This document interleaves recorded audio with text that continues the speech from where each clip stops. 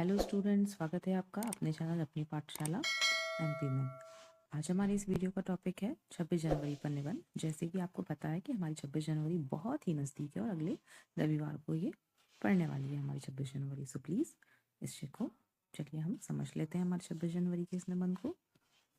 इसमें पहला पॉइंट क्या है हमारा, भारत में 26 जनवरी 1950 को अपना सुखद व लिखित संविधान लागू हुआ। तब से हम प्रत्येक वर्ष 26 जनवरी को गणतंत्र दिवस के रूप में मनाते हैं।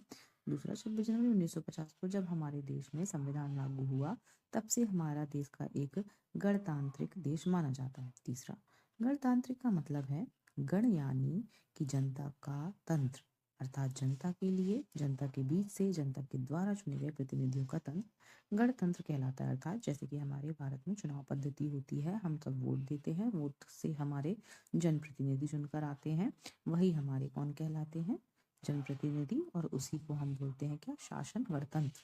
चौथा है, संविधान लागू होने से पहले हमारे देश का शासन अंग्रेजों द्वारा बनाए गए भारतीय शासन अधिनियम 1935 के आधार पर चलता था।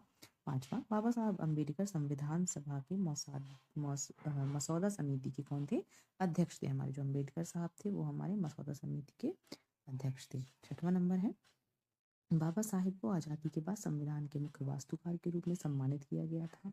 सातवां, देश की राजधानी दिल्ली में राजपथ से विजय चौक होते हुए राष्ट्रीय संग्रहालय तक एक विशाल परेड के साथ गणतंत्र दिवस का आयोजन किया जाता है। आप सभी ने देखा होगा, दिल्ली में राजधानी में राजपथ से विजय चौक तक क्या किया जाता है, परेड करी जाती है। आठवां नंबर, इस विशाल परेड में भारतीय सेनाओं के तीनों सेनाएं, जल सेना, थल सेना तथा वायुसेना भाग लेती हैं।